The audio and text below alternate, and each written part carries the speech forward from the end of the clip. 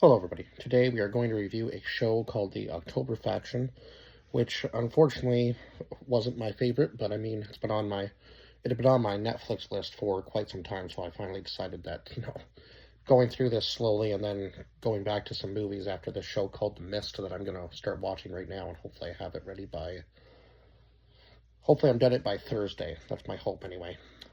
If not, then we'll have a food review go up on Instagram on Thursday. Did I say Thursday? Yeah, Thursday. Hopefully I'm done it by Thursday because the review for this will be going up Tuesday. Oh my god, my brain's all over the place this morning. But anyhow, yeah, I gave this a 4 out of 10. Unfortunately for me, it was just kind of a miss with a lot of flashbacks that I felt didn't really connect to the rest of the story.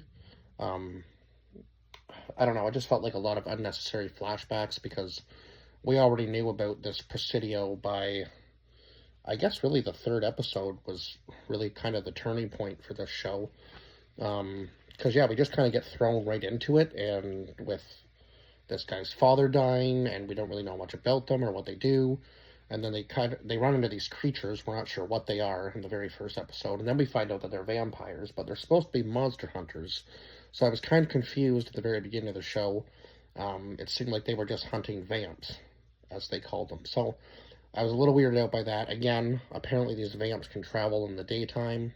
Don't really understand that part of it, but I guess, I don't know. Yeah, there was a lot just not explained in this show again. Very similar to the V Wars kind of thing where a lot of it felt like it fell short.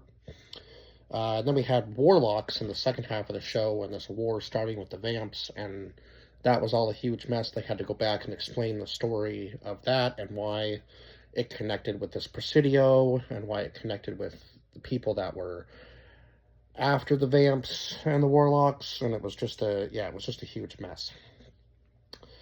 And it was kind of confusing to me why the vamps were after the warlocks to begin with, because I don't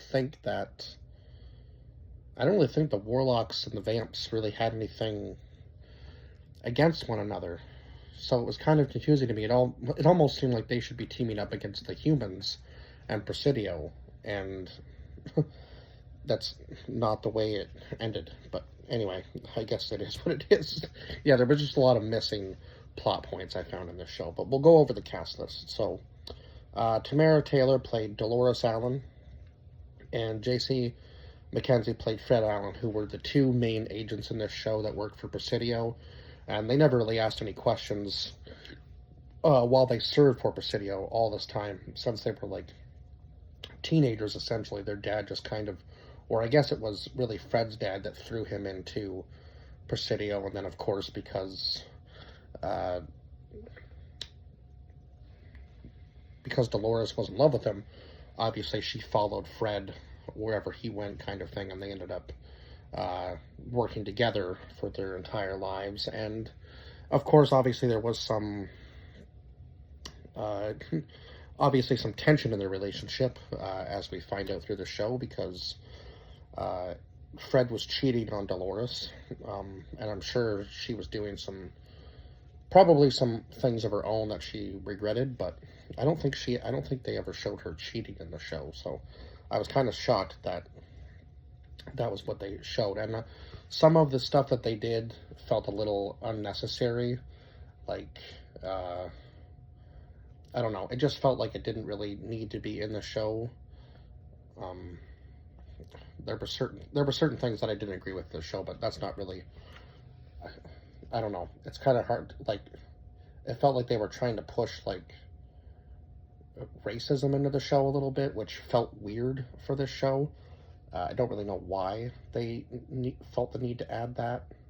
Like yeah, there was just some unnecessary things in the show regarding racism that I didn't really feel like were necessary in the show at all when it's supposed to be a Monster Hunter show. But yeah, that just felt kind of forced to me, like why they were trying to add that in there, and then turn around and say that it was because of what had happened in the past anyway. So it kind of felt weak to even have that sort of in the plot at all.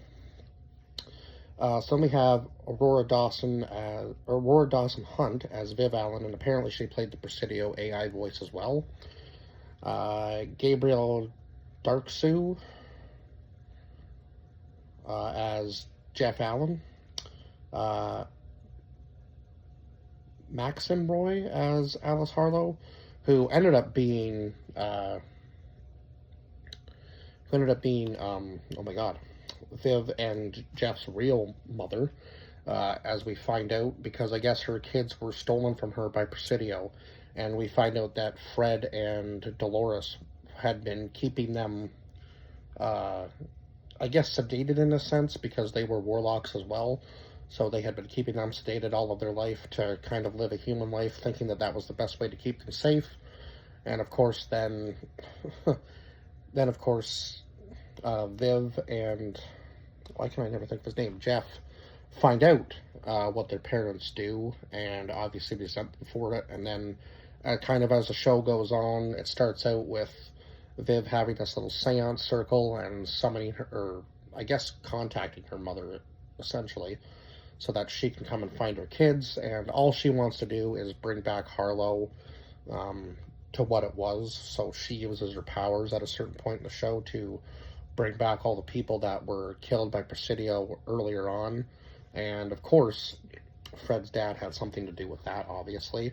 And now it seems like he's changed his mind on what side he wants to be on. So we had on what side he wants to be on, yeah. We'll get more into that in a little bit. So we had Stephen, right, Max, Alice Harlow, okay. Stephen McHady as Samuel Allen, who was the father. Sorry, I wrote this almost all together, so I was trying to figure out which name went where. And then we had Megan Follows, who was Edith Moreland, who was part of Presidio, who just wanted to wipe out all of the monsters completely. Warlocks, vamps, whatever else they ran into, werewolves. There was other things that were in the show that were named, but it took forever, it seemed, to get to that kind of a point where there was more than just vampires, which, yeah, kind of weakened the story, I found. And the humor in the show was good, I will give it that, but there was a lot lacking, like I said. Praneet Akilla played Philip Mishra, who was Jeff's love interest in the show. And that was after he had been able to see a ghost, the ghost of Steve, who was Philip's friend who had died, I guess in a drunk driving accident, which is unfortunate, but it was because Philip had come on to him. Turns out Philip was gay. Didn't really see that coming because he was with this other girl, Madison, throughout most of the show. But I guess he was just trying to be like the kind of tough and gruff football player, so he was hiding who he truly was. But eventually him and Jeff get together, and he does decide that he's going to show who he truly is near the end of the show. So that was noble of him.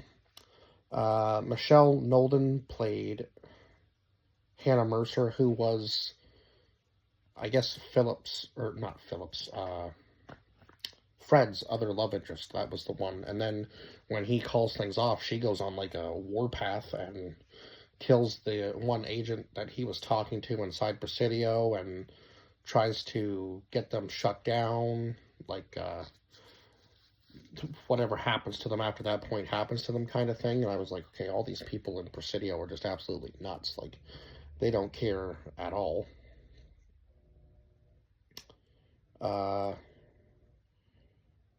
Sarah Waysglass played Madison St. Clair, who was the girl that, she was kind of a bit of a bully, really. She definitely bullied Viv, for sure, for being weird after the whole seance thing happened. But, I mean, they all wanted to do it when they were at Fred's dad's funeral, so it was kind of odd that she just, you know, almost like in a Mean Girl sense, trying to take Viv down for whatever reason. Wendy Crewson as Maggie Allen,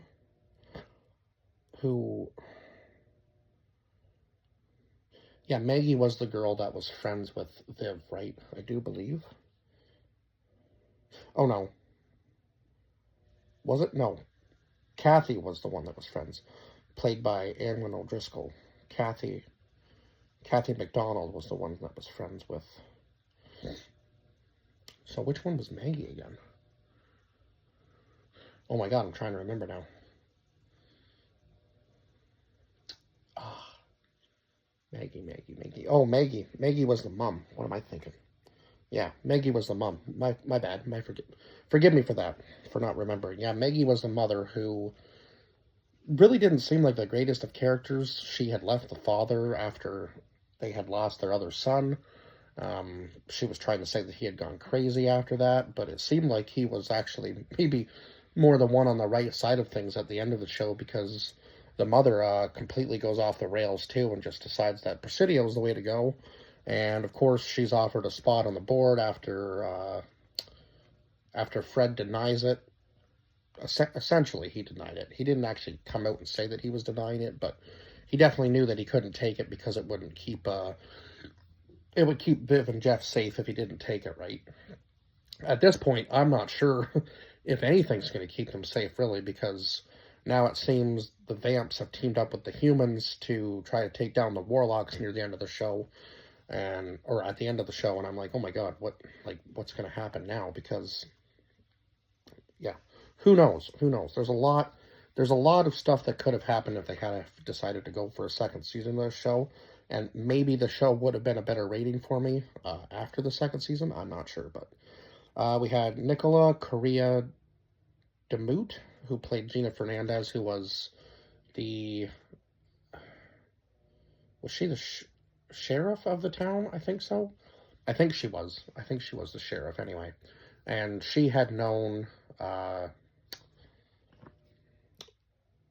Dolores for a long time, I guess. And of course, she thought she was catching them in some big murder case, and only to find out that she was being also hunted by monsters. And of course, I guess her motive behind obviously wanting to go after the Warlocks is that they hurt her, right? They made her shoot herself, so I can see why she might want to get some revenge, but also I think she needs to realize, really, what side she'd be fighting for if she was to go after the Warlocks, right? Because obviously we know that the kids, Jeff and Viv, are Warlocks as well, so she'd be starting a war with a lot of people that she probably didn't want to start one with. And then we had Kelvin DeSaltes as Dante, who they never really explain exactly what his point is in the show, other than Fred's father created him to, I guess, protect the kids. Not really sure other than that, like, he was just extra protection. Like, his episode was kind of confusing, because I guess he had caused pain to people, and now he wanted to experience that same kind of pain, but other than that, there really wasn't much need for him in the show that I can really pinpoint, unless I'm really missing something, but I don't think there was, other than he was just kind of like extra muscle.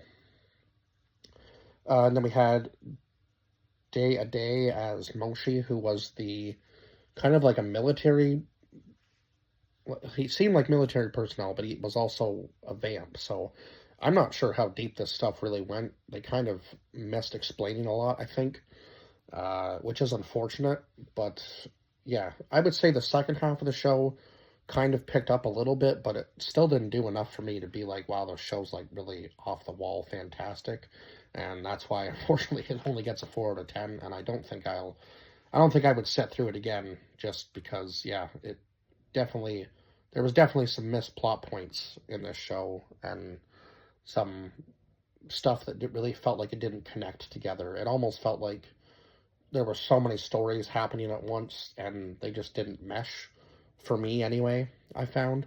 I felt like there was too much going on, and they were trying to connect too many stories together, and it just ended up kind of flopping a little bit too much for me. But honestly, the most interesting character was the Warlock, because she kind of comes in and you're like, who is this? what purpose does she serve, and at least they gave her a proper story. I felt like she honestly had the most like character development throughout the entire show. The rest of them just kind of felt like the same person, and eventually just got stale to me anyway. But yeah, I think that's pretty much all I can say about the show, and I will see you guys in the next review. Bye bye for now.